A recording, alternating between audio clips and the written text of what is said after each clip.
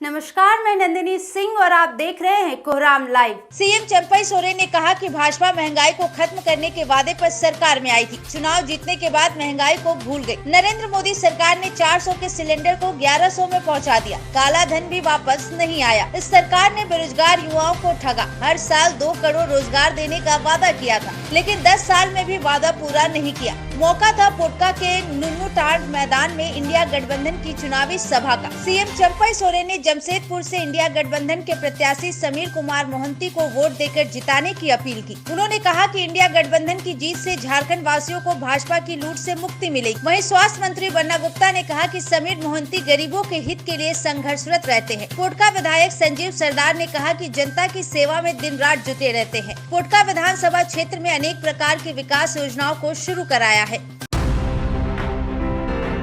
ED ने झारखंड सरकार के ग्रामीण विकास मंत्री आलमगीर आलम को समन जारी किया है। आलमगीर आलम को 14 मई को दिन के 11 बजे ईडी के एयरपोर्ट रोड स्थित दफ्तर में बुलाया गया है। मंत्री आलमगीर आलम को उनके पीएस के यहां से मिले लगभग 35 करोड़ रुपए को लेकर समन जारी किया गया है। ईडी ने बीते 6 मई को रेड कर मंत्री आलमगीर आलम के पीएस संजीव लाल और उसके नौकर जहांगीर के ठिकानों से 35 करोड़ 23 लाख रुपए नकदी बरामद किए थे। इसके बाद ईडी ने संजीव लाल और जहांगीर को गिरफ्तार कर लिया था। ईडी दोनों को रिमांड पर लेकर पूछताछ कर रही है। इस बीच 8 मई को ईडी की टीम संजीव लाल को लेकर झारखंड मंत्रालय प्रोजेक्ट भवन पहुंची थी। दूसरे तल्ले पर स्थित मंत्री कोषांग में संजीव के चैम्बर को खंगाला था। वहां ड्रॉवर में करीब 2.25 लाख रुपए कैश मिले थे। इसके अलावा 28,000 रुपए के 500 के पुराने नोट भी जब्त किए गए थे। साथ ही कई फाइलें और कागजात भी जब्त की गई थी। वहीं मंत्री आलमगीर आलम ने कहा कि मेरी छवि कैसी है जनता जान रही है। मुझे कुछ नेता बदनाम कर रहे हैं। ईडी जांच कर रही है। जो भी परिणाम आएगा बताएंगे। मैं विभाग का मंत्री हूँ, इस नाते निश्चित तौर पर ईडी पूछताछ कर सकती है। मैं इस पर कुछ कहना नहीं चाहूँगा।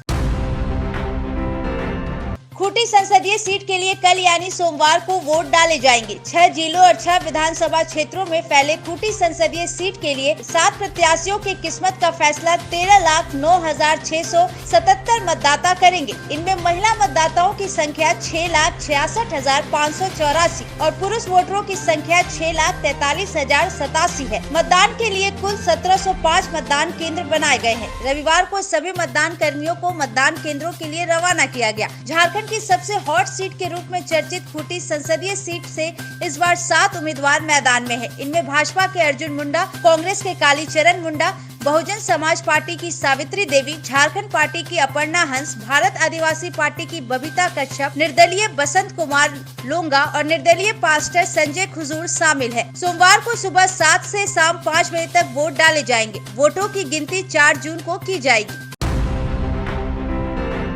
दुमका लोकसभा सीट से भाजपा उम्मीदवार सीता सोरेन ने फिर पूर्व मुख्यमंत्री हेमंत सोरेन की पत्नी कल्पना सोरेन पर निशाना साधा है। रविवार को social media expert Sita Soren ने कहा कि चंपई सोरेन जी को बस नामात्र का मुख्यमंत्री बनाकर कल्पना सोरेन जी को, जिनका झामुमो पार्टी में कोई पद स्थान नहीं है, उनको मुख्यमंत्री से बड़ा प्रोजेक्ट किया जा रहा है। सीता ने कहा कि जिस पार्टी की नींव को उनके पति दुर्गा सोरेन ने खून से सींच कर मजबूत किया, जिस झारखंड के विकास और उत्थान के लिए उन्होंने जान तक न्यौछावर कर दी, उस पार्टी में उन्हें मिलने वाले अधिकारों के नाम पर सिर्फ और सिर्फ संतावना तथा चुप रहने की हिदायत दी गई। इतना ही नहीं, 14 साल एक पार्टी में समर्पित भाव से रहने के बाद भी पहले तो जनता के बीच जाने और काम करने से रोका गया, फिर हमें खतरा मानकर आगे बढ़ने से रोकने के लिए अनेकों षड्यंत्र रचे गए। सीता सोरेन जामा से झामुमो के विधायक रह चुकी हैं। वे शिबू सोरेन परिवार की बहू हैं। परिवार और पार्टी में उपेक्षा का इल्जाम लगाकर उन्होंने झामुमो को छोड़ भाजपा का दामन थाम लिया था।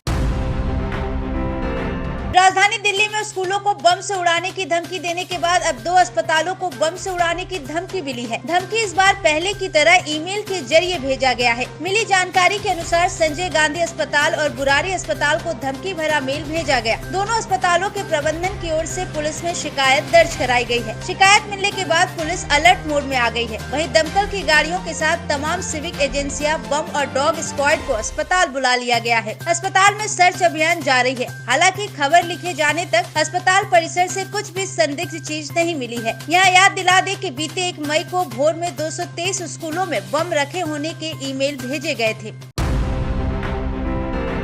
राजधानी रांची में 36 मतदान कर्मियों के खिलाफ कार्रवाई की जाएगी। ये वैसे मतदान कर्मी हैं जो आज डिस्पैच सेंटर नहीं पहुंचे थे, वे अनुपस्थित थे। रांची डीसी से निर्वाचित पदाधिकारी राहुल कुमार सिन्हा ने कार्रवाई के आदेश दे दिए हैं। डीसी राहुल सिन्हा ने कहा कि मोराबादी फुटबॉल स्टेडियम अवस्थित डिस्पैच सेंटर में अनुपस्थित रहने वाले 36 मतदान कर्मियों को सोकॉज किया गया है। वहीं संतोषप्रद जवाब नहीं मिलने पर उनके खिलाफ प्रतिनिधित्व अधिनियम 1991 के सुसंगत धाराओं के तहत कार्रवाई की जाएगी। बता दें कि खूंटी और लोहरदगा लोकसभा निर्वाचन क्षेत्र में मतदान के लिए आज रांची के तमाड़ और मांडर विधानसभा क्षेत्र के लिए पोलिंग पार्टियों को रवाना कर दिया गया। निर्वाची पदाधिकारी 8 रांची संसदीय क्षेत्र राहुल कुमार सिन्हा की देखरेख में पोलिंग पार्टियों को मोराबादी फुटबॉल स्टेडियम के डिस्पैच सेंटर से रवाना किया गया। इस दौरान करीब 36 मतदान कर्मी गायब थे, जिनके खिलाफ कार्रवाई की जाएगी। तमाड़ विधानसभा क्षेत्र से 303 और मांडर विधानसभा क्षेत्र से 430 मतदान केंद्र बनाए गए हैं। डीसी सह निर्वाची पदाधिकारी राहुल कुमार सिन्हा द्वारा सभी मतदान कर्मियों को सस्मेट डिस्पैच सेंटर पहुंचने का निर्देश दिया है, ताकि पोलिंग पार्टियां समय पर अपने निर्धारित मतदान केंद्रों तक पहुंच सके।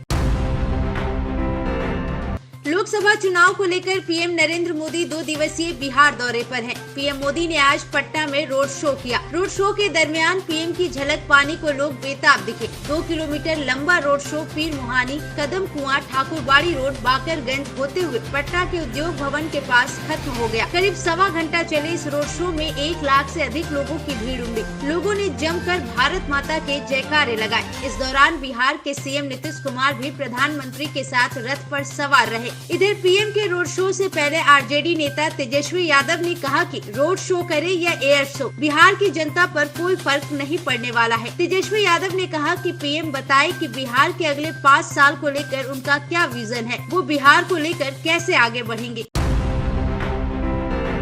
राजधानी रांची में आज यानी रविवार को आसमान में बादल छाए रहे। बदलते मौसम की वजह से तापमान में गिरावट दर्ज की गई है। सोमवार को झारखंड के उत्तर पूर्वी और दक्षिणी भागों में कहीं कहीं गर्जन के साथ तेज हवा यानी आंधी और बारिश की आशंका है। वहीं ठनका भी गिर सकता है। हवा की रफ्तार 30 से 40 किलोमीटर प्रति घंटा हो सकती है। इसको लेकर मौसम विभाग ने अलर्ट जारी किया है। इसका असर जमशेदपुर, चाईबासा, सरायकेला खरसावा, सिमडेगा, साहेबगंज, गोड्डा, पाकुड़, दुमका, देवघर, जामताड़ा, धनबाद जिले में देखने को मिलेगा। 14 मई को राज्य के उत्तर पूर्वी भागों में कहीं कहीं गर्जन के साथ हल्के दर्ज की बारिश होने की उम्मीद है। इसका असर साहेबगंज, गोड्डा, पाकुड़, दुमका, देवघर, जामताड़ा, धनबाद, गिरिडीह जिले में देखने को मिलेगा। ऐसे ही झारखंड और देश दुनिया की विस्तृत खबरों के लिए बने रहिए कोहरामलाइव.com के साथ।